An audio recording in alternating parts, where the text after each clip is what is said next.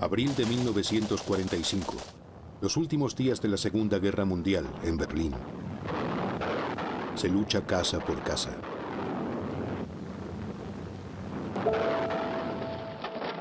Es ahora cuando el mundo se da cuenta de que es una guerra de proporciones desconocidas. Más de 50 millones de muertos. Nunca hubo una guerra con tantas pérdidas.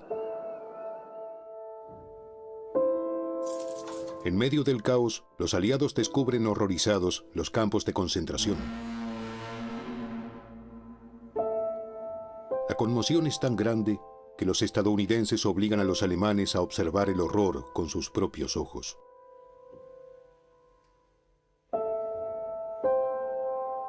Muchos alemanes juran no haber sabido nada del Holocausto.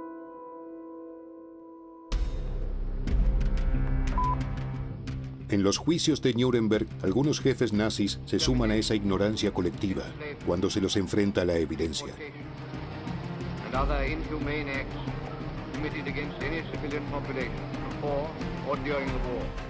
Un hombre, sin embargo, dice alto y claro que eso no es cierto. El fiscal británico Frederick Elwyn Jones explica que existía algo así como un guión para esa terrible pesadilla. Los nazis no ocultaban sus intenciones. Mi lucha, la obra del retorcido cerebro del Führer, era accesible a todos.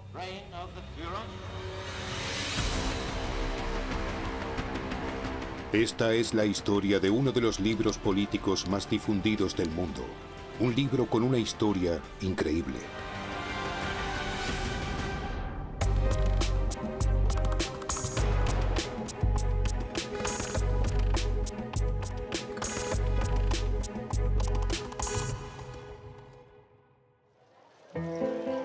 Todo comienza en noviembre de 1918. Acabada la Primera Guerra Mundial, los soldados alemanes regresan a casa. Entre esos millones de hombres, hay uno que no acepta la derrota: Adolf Hitler. Es un simple cabo a punto de ser desmovilizado.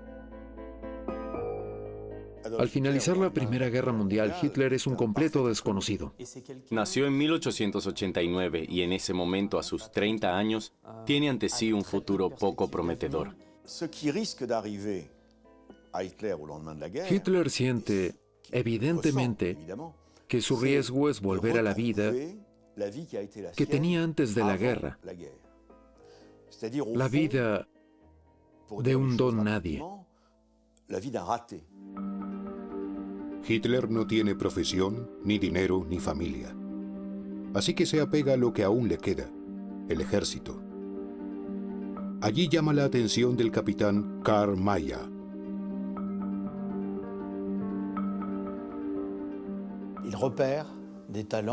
Reconoce su talento, que puede utilizarse de dos maneras: en el servicio de inteligencia militar y con fines de propaganda, tal vez incluso para hablar en público.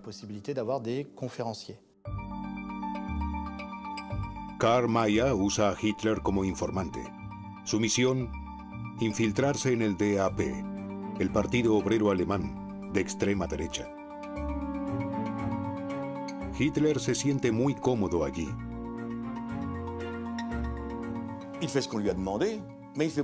Hace lo que se le pide, pero entonces va más allá.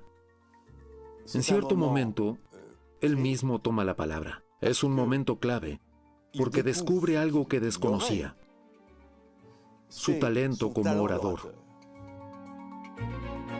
En las cervecerías de Múnich, Hitler se abrió camino hasta llegar a ser líder del NSDAP, Partido Nacional Socialista Obrero Alemán. Varias veces a la semana pronuncia monólogos que duran 2 horas.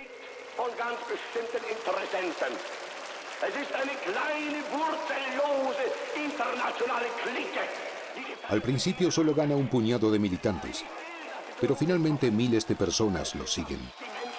A principios de los años 20, Hitler es un hábil agitador. Durante mucho tiempo no alberga aspiraciones de escribir, hasta que ocurre algo. ¿Qué pasó? La marcha de Roma de Mussolini. Hitler quiere seguir su ejemplo. En noviembre de 1923, Hitler imita a Mussolini. Tiene 34 años y lidera un partido político emergente. A su lado, uno de los héroes nacionalistas de la Gran Guerra, el general Ludendorff. En Múnich, deciden que es el momento oportuno para tomar el poder. Hitler y su cuerpo de seguridad interrumpen un mitin con miembros del gobierno bávaro en una cervecería.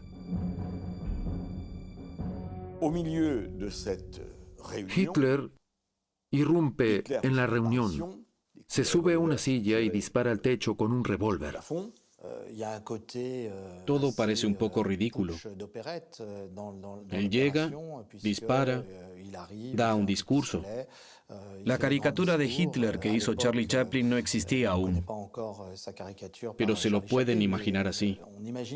Y amenaza a todos los que no quieren unirse a él.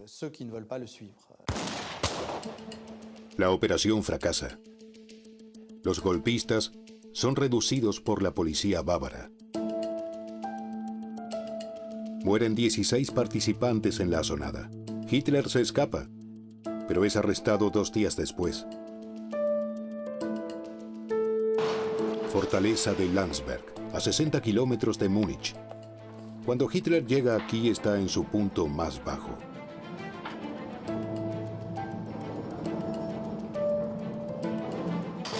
Es bien sabido que Hitler pesaba 73 kilos y que algunos días más tarde cayó en una depresión y decidió hacer dieta. Incluso pensó en el suicidio después del fallido golpe. Fue un fracaso miserable. No había encontrado el apoyo esperado en Baviera y además se había convertido en el hazmerreír de los periódicos. La historia de Hitler podría haber terminado aquí. Sin embargo, en la celda 7, en el lugar menos probable, recibe un nuevo impulso.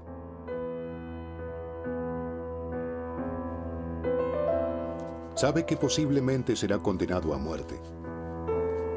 Así que comienza a escribir por primera vez en su vida. 60 páginas, su defensa para el inminente juicio.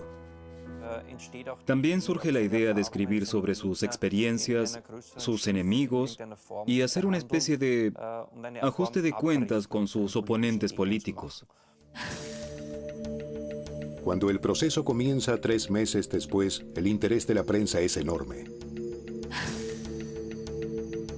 Esta toma histórica muestra a los golpistas acusados de alta traición. Todos se declaran inocentes. Todos menos uno, que se enfrenta al juez, Adolf Hitler.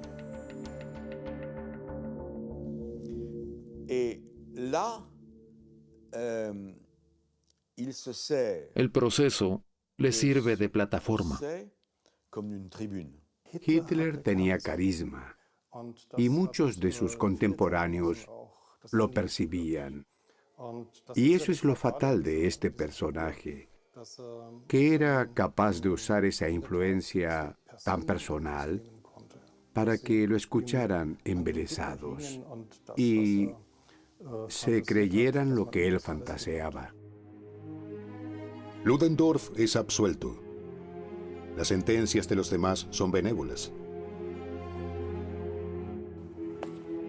Hitler también sale como ganador del proceso. La posible pena de muerte se queda en 5 años de prisión, de los cuales solo cumplirá 9 meses, y disfrutando de un trato especial. En su celda se le permite leer periódicos y toma té en tazas de porcelana. Tiene una gran vista al paisaje. Usa su propia ropa y puede conversar con sus compañeros de prisión. Hace nuevas amistades y mantiene viejas relaciones con compañeros golpistas como Rudolf Hess, quien más tarde se convertirá en una de las figuras centrales del Tercer Reich. En la sala común podían moverse libremente durante el día, conversar. Yo diría, lo he definido como un piso compartido de hombres que vivían allí.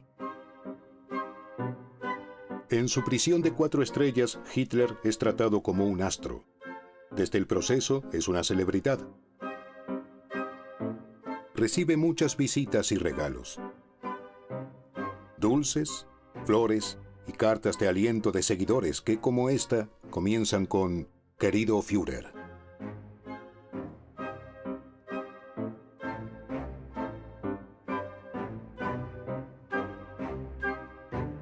También las principales figuras de Baviera intentan ser recibidas. El libro de visitas está lleno y las conversaciones se transcriben en tarjetas de registro. Entre los 330 visitantes también hay celebridades como Ludendorff. Muchos lo animan a seguir escribiendo. Especialmente Helene Bechstein. La heredera de la fábrica de pianos le hace el regalo clave: una nueva Remington.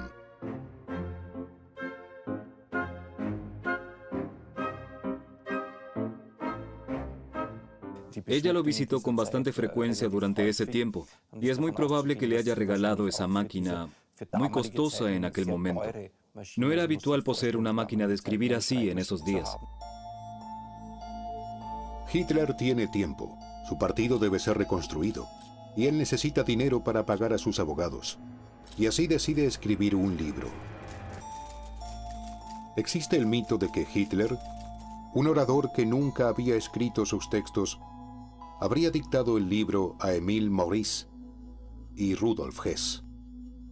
Hoy en día, sin embargo, los historiadores coinciden en que eso no es cierto, y Hitler sí escribió él mismo el texto durante su prisión.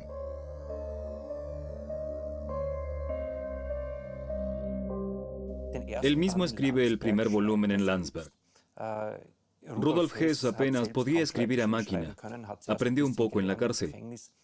Todos los demás tampoco lo ayudaron. Así que en Landsberg trabajó él mismo con la máquina de escribir. La idea de que Hitler dictó el libro es errónea. No es cierto. Hitler reescribe su biografía. Se concede a sí mismo el papel de héroe, pero no solo eso.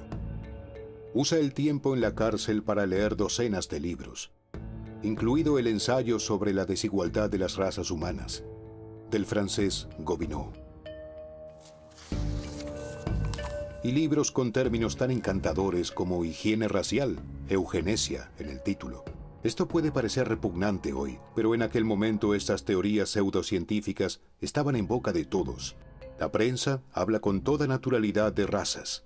Esto le sirve a Hitler de inspiración.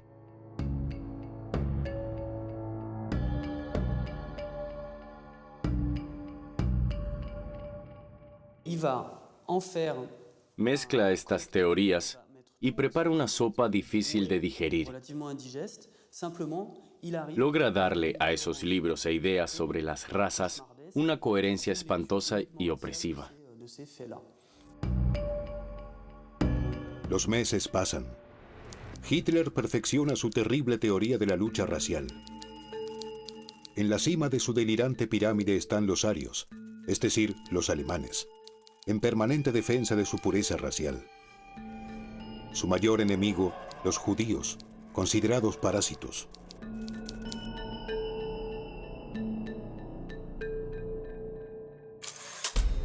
Es y sigue siendo el típico parásito que se propaga cada vez más como un bacilo dañino. El efecto de su existencia también es similar al de los parásitos. Donde se instala, la sociedad huésped acaba muriendo a corto o largo plazo.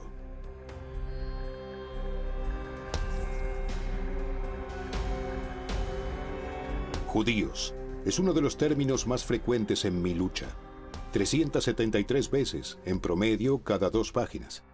Hitler está obsesionado con ellos. Cree que son responsables de todos los fracasos alemanes, incluida la derrota de 1918.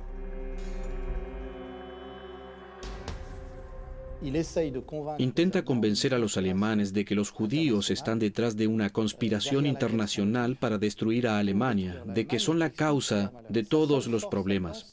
Usa todos los registros del discurso antisemita y les da mayor virulencia. et de le porter à son niveau d'intensité maximale. A fines de 1924, Hitler sale de prisión con cientos de páginas bajo el brazo. No es difícil publicar su texto fanáticamente antisemita. Él es muy conocido y las editoriales se lo disputan. Se habían publicado los primeros libros sobre Hitler. Se había escrito mucho en la prensa sobre él. Bueno, decir que en ese momento era una estrella mediática, tal vez sea un poco exagerado, pero era un hombre muy conocido.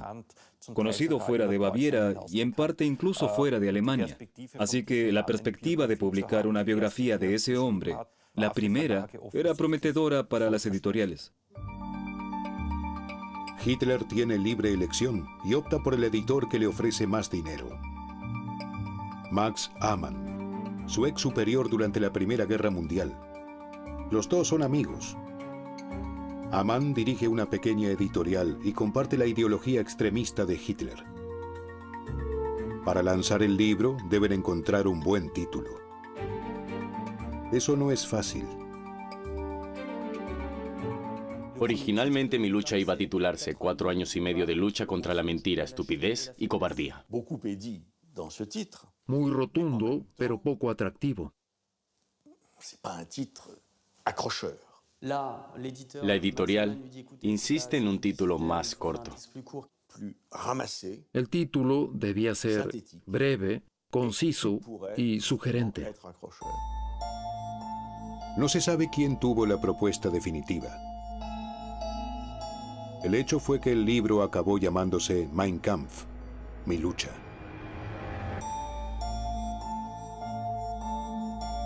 Para la publicación se hace mucha publicidad en la prensa nacionalista. Este periódico califica el libro en diciembre de 1925 como el mejor regalo de Navidad. Sorprendentemente, el libro no es un éxito de ventas. Los seguidores nazis compran algunas miles de copias, pero el texto no tiene tanto éxito como se esperaba. Peor aún, algunos periódicos lo critican duramente. Hitler escribe el Neue Zürcher Zeitung. Es un agitador que ya no entiende el mundo. Su teoría es el resultado de ideas erróneas que se repiten obstinadamente. La verdad es que Mi lucha es en gran parte ilegible. Sus contemporáneos consideraron el libro como un cajón desastre, un revoltijo de ideas, una especie de erupción descontrolada. Las expectativas del público eran otras. Tenían que ver con el golpe. Esperaban revelaciones sensacionales sobre el golpe de Estado, que Hitler contara cosas desconocidas. Es decir, la expectativa de que el libro incluyera una bomba política era muy grande. Y Mi lucha no era nada de eso. Pero Hitler no se da por aludido. En 1928 incluso escribe otra obra completamente desconocida, llamada El libro secreto. Esta obra también es extremadamente agresiva.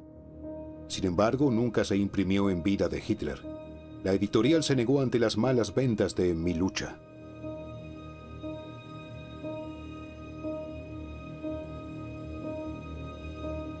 Mi lucha podría haber seguido siendo una pequeña obra desconocida. Pero el destino dará un giro dramático.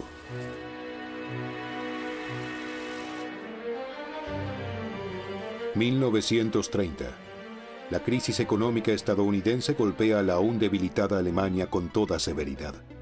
El número de desempleados aumenta a 4 millones en 4 años. En las elecciones, los radicales atraen a muchos votantes.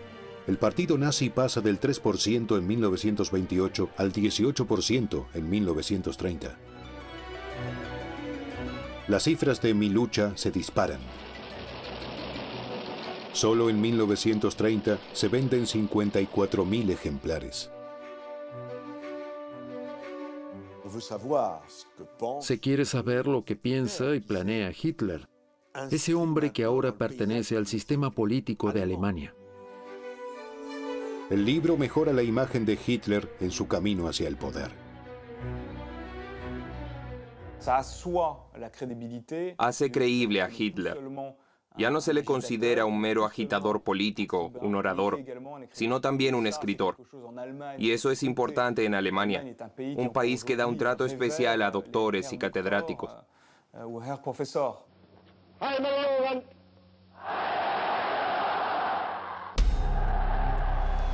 En 1933, Hitler deja perplejo al mundo con su sorprendente ascenso al poder.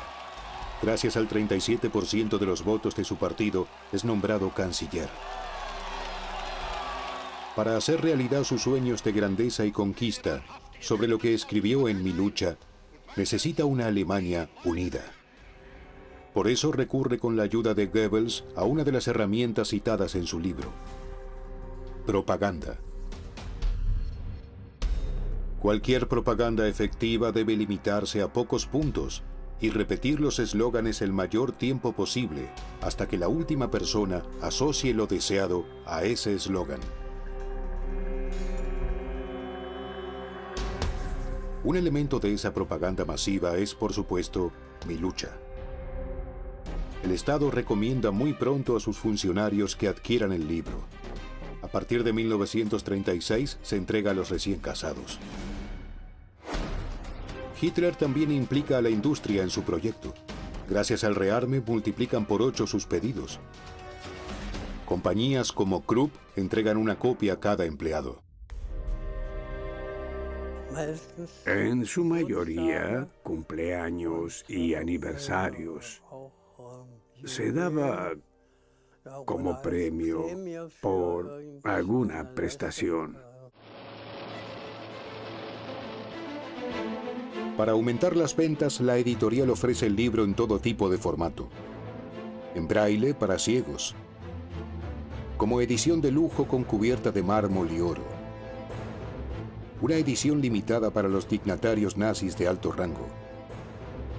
Y como cumbre de la propaganda, una edición en formato bíblico.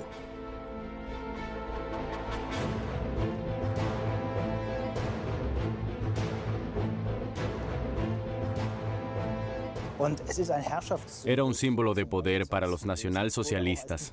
También fue calificado como la Biblia del nazismo. Y más importante que el libro en sí, fue esa función simbólica de decir, sí, mi lucha se conoce, es el libro del Führer. El libro se convierte forzadamente en un éxito de ventas y Hitler en un hombre rico. Recibe derechos de autor por el valor equivalente a unos 10 millones de euros actuales. Puede comprar su famoso Berghof y disfrutar de su pasión por los Mercedes de lujo.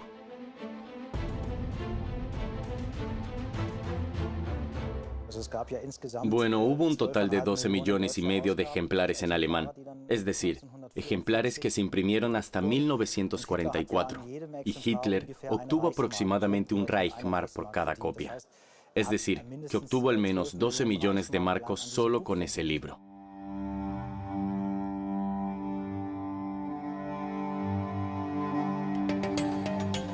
Pero aunque fue distribuido en masa, ¿se leyó realmente Mi lucha? No lo sabemos. Probablemente el tedioso volumen de 700 páginas disuadió a la mayoría. Karl-Heinz Rinne fue reclutado en 1940 como sanitario del ejército alemán. En la familia había una copia que recibió el padre de su empleador, pero no le gustó el regalo. El libro fue a parar a la estantería y permaneció allí hasta 1945. Sí, dijo que le echó un vistazo, que era una pura declaración de guerra y que no leía tonterías. Como muchos otros alemanes, en ese momento, Karl y su padre subestimaron a Hitler. A Hitler no se lo tomaba en serio. Y si escribe algo así, será algún disparate. Por lo tanto, no se lo tomaba en serio. Se bromeaba al respecto, pero tal vez habría que haberle tomado más en serio. En otras familias, el libro era la encarnación de los mayores temores. Lutz Rakow recuerda exactamente cuándo escuchó hablar de Milucha por primera vez. Vivía con su familia en el este de Berlín, a orillas del río Spree. En 1938, Lutz tiene solo 6 años de edad. Su padre Otto es arquitecto. Una noche invita a sus amigos a casa para hablar sobre el libro de Hitler. Me senté debajo de la mesa porque sentía curiosidad por lo que sucedía allí por la noche. Se suponía que estaba en la cama y escuché una y otra vez que mi padre decía, lean el libro. Y ese lean el libro no se refería a la Biblia ni a ninguna otra obra, sino que evidentemente se refería a Milucha. No sabe si los amigos siguieron el consejo de su padre. Sin embargo, una cosa es segura. Su padre fue uno de los pocos alemanes que entendieron los desastres que presagiaba el manual nazi. Sí, porque opinaba que allí estaba todo lo que harían los nazis. Porque en aquel momento, y puedo recordarlo como niño, Hitler solo repetía paz, paz, paz, mientras que en realidad estaba preparando la guerra con todas sus fuerzas. Los preparativos bélicos deben desarrollarse en secreto. Hitler comienza a preocuparse por esto.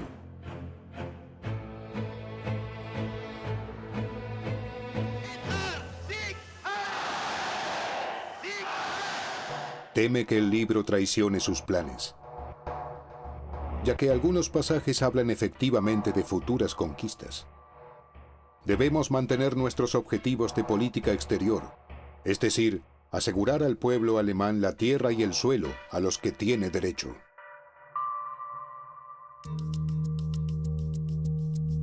Su sed expansionista está dirigida especialmente a un país: Francia. El enemigo mortal implacable del pueblo alemán sigue siendo Francia. Milucha anuncia la revancha militar contra Francia, o al menos legitima esa idea. Muchas páginas se dirigen agresivamente contra Francia, que simboliza la mezcla de razas. Un país de negros, ese es el término usado por Hitler, y un país de judíos. Si los franceses tomaban en serio esta amenaza, impedirían el rearme de Alemania. Así que Hitler decide una estrategia muy atrevida. En noviembre de 1933 recibe en Berlín al periodista francés Fernand de Brinon, quien aboga por un acercamiento con Alemania. Habla alemán y sin duda ha leído los pasajes pertinentes de Mein Kampf. Hitler le concede una primicia: la primera entrevista a un medio francés como canciller. Cuando de Brinon le pregunta sobre los pasajes antifranceses de su libro, Hitler aplica un antiguo truco. Le miente descaradamente.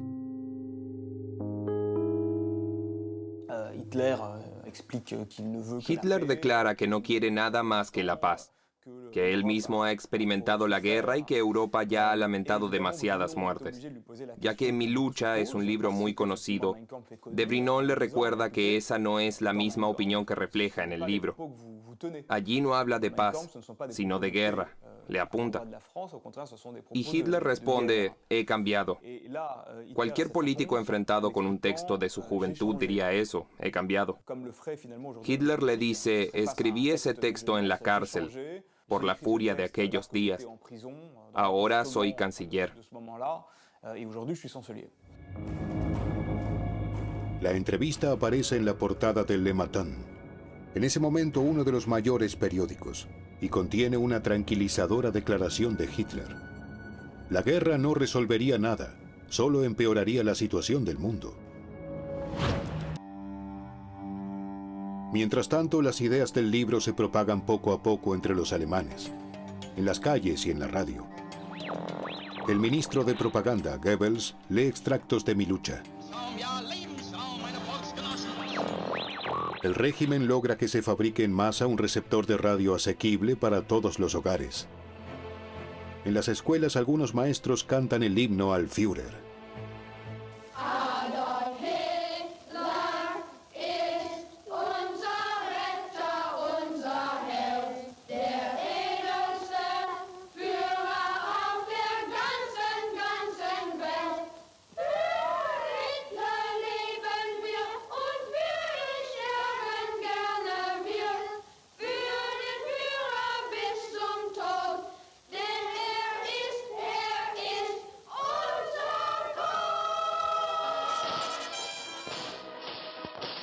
Hitler pone en práctica lo que está escrito en su libro. El odio a los judíos se traslada a la vida pública. Como en este kiosco. Alemán, tu enemigo es el judío. Los periódicos están llenos de caricaturas atroces que representan a los judíos como monstruos que gobiernan el mundo. Este terrible mensaje se transmite con tanta persistencia que algunos finalmente lo creen.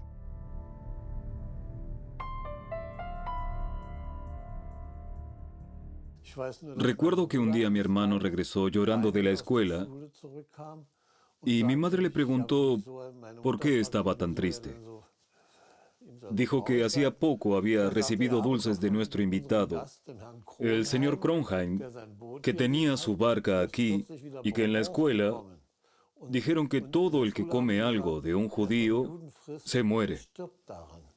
Escuché eso y pensé, no recibí dulces del señor Kronheim, así que no estoy en peligro. ¿Se podría haber previsto el holocausto con mi lucha? En esto los historiadores excepcionalmente coinciden.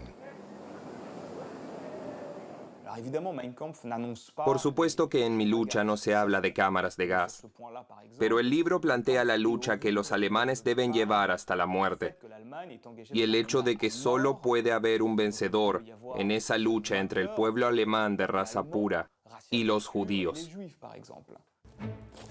Hasta la víspera de la guerra, algunos países europeos creen que es posible la paz con Hitler. En septiembre de 1938, la Alemania nazi se anexiona los Sudetes. Esto viola la demarcación de fronteras establecida en 1918.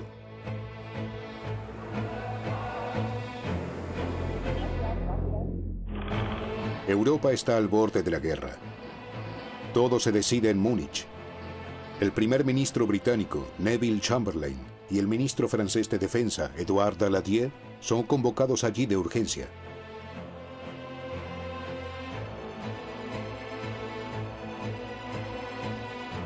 A cambio de una promesa de paz de Hitler, entregan Checoslovaquia. Firman el famoso Acuerdo de Múnich. A su regreso, los ministros de Francia y Gran Bretaña son recibidos como héroes.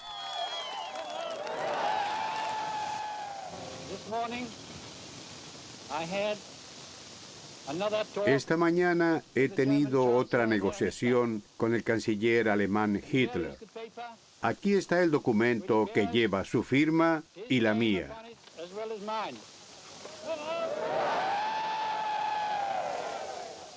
Consideramos el acuerdo firmado anoche y el acuerdo naval británico-alemán como un símbolo del deseo de nuestros dos pueblos de no volver a llevar a cabo nunca más una guerra. La paz parece asegurada. Carteles publicitarios aconsejan, no se preocupen por Hitler, tómense vacaciones. La mayoría de las empresas europeas son pacifistas. Dicen nunca más la guerra, nunca más la Primera Guerra Mundial, nunca más esas matanzas. Incluso después de la crisis de Múnich, muy pocos miembros de la élite ven el presagio bélico que contiene Mein Kampf. Churchill y el joven coronel de Gaulle lo ven y expresan su preocupación, pero en ese momento no ocupaban posiciones dirigentes. De Gaulle no tenía poder y Churchill se había convertido prácticamente en un marginado en Inglaterra. Las negociaciones de paz cuidadosamente pensadas se revelan en 1939 como un fracaso brutal. Alemania ataca Polonia y ocupa gran parte de Europa.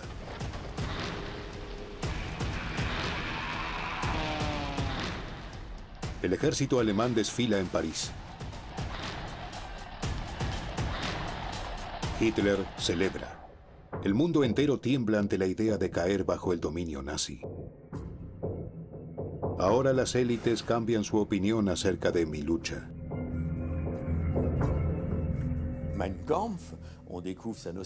Se muestra cuán peligroso es Mi lucha cuando Hitler comienza a implementar la política que describió. Es el descubrimiento de lo ya existente que nadie había visto o había querido ver. De pronto el libro tiene un nuevo destino. Antes de 1939, los aliados no veían ningún peligro en él. Ahora lo usan para realizar contrapropaganda. En los Estados Unidos, por ejemplo, la gente protesta contra la guerra. El ciudadano medio apenas puede comprender la idea de una intervención militar para salvar Europa. Otra guerra, yo no participaré. Estados Unidos debería mantenerse al margen. Deberíamos permanecer al margen de una guerra en Europa. Yo digo que no. Digo que no. No, No, No. Así que las autoridades difunden cortometrajes como este. Una escena se desarrolla en una iglesia. Para movilizar a la población, la película se dirige a las minorías atacadas en el libro. Mein Kampf se convierte en una herramienta persuasiva. No leeré todo, pero una o dos cosas de este libro podrían ser interesantes. Cito: de vez en cuando se muestra en las revistas que un negro ha llegado a ser abogado, maestro, incluso sacerdote o algo así. Esos Estados Unidos degenerados no se dan cuenta de que es una ofensa al sentido común, que es una locura criminal pensar que adiestrando a un semimono se lo puede convertir en abogado. Este libro fue escrito hace 20 años. El plan implícito aquí se ha hecho realidad. Desde 1943, el ejército alemán registra cada vez más derrotas.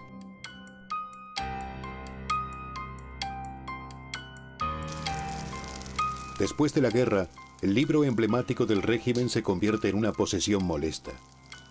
Para no ser tomados por nazis, los alemanes se deshacen de él. Nunca antes había visto tantos ejemplares de Mein Kampf como el 23 de abril de 1945, cuando vi flotar un montón aquí en el río Spree, que pasa por delante de nuestro terreno. Bueno, era veneno. Tenía que desaparecer. Y en ese tipo de fosas tiraron pistolas y no sé qué otras armas. Y allí también metieron libros desagradables como Mi lucha, que brillaban de color rojo, y taparon todo con tierra. Y la gente, así, se sentía a salvo. Tras la llegada del Ejército Rojo, había gente que tenía que justificarse o identificarse en controles o de otra forma. Y si poseías ese libro, se sacaban conclusiones. En la Alemania derrotada se elimina la simbología nazi. Los aliados exigen la destrucción de las máquinas que imprimieron Mein Kampf.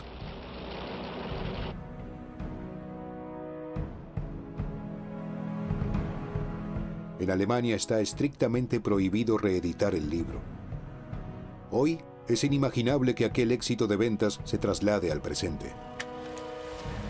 El autor está muerto. Su obra resuma odio. Su política terminó en un terrible baño de sangre. Sin embargo, su obra prohibida sigue siendo impresa. En inglés se llama My Struggle. A Minha Luta en Brasil. Bo Di Feng Do en China. El libro se publica en todo el mundo desde la década de 1930. En la era de Internet es imposible impedir su difusión. Desde 1945 se han vendido millones de copias. Mi lucha se continúa leyendo. El nazismo, el Tercer Reich y Hitler causan fascinación. También es la fascinación de lo prohibido. Si está prohibido, tiene que ser interesante. Así que echémosle un vistazo. En los países árabes enfrentados a Israel, el libro despierta la curiosidad de antisemitas. Aún más sorprendente es la versión turca, Kavgam, que en 2005 estuvo entre los superventas. Con el ascenso de los nacionalistas al poder, se vendieron cerca de 100.000 ejemplares en 2 meses. Incluso en la India es sorprendentemente exitoso. Aquí Hitler es un modelo de éxito en algunas universidades de administración. En un país como India, donde mi lucha ha tenido éxito desde hace años, décadas, es el símbolo de un ultranacionalismo beligerante que presiona a sus vecinos. El 1 de enero de 2016 se abrió un nuevo capítulo en la historia del libro. Vencidos los derechos de autor en esa fecha, la obra pasó a ser de dominio público. En teoría, nada se interpone a una nueva edición. En Alemania, sin embargo, el libro todavía se considera un peligro. Por lo tanto, solo se permiten versiones críticas, comentadas, como esta. El texto tiene 3.500 comentarios de historiadores. Edición con opinión significa, por supuesto, que queremos una edición crítica, una edición cuya intención sea refutar a Hitler, desenmascarar a Hitler, corregir a Hitler. La editorial francesa Fayard sigue el mismo enfoque. Aquí también trabaja un panel científico en una versión comentada para contrarrestar el odio y las mentiras del original.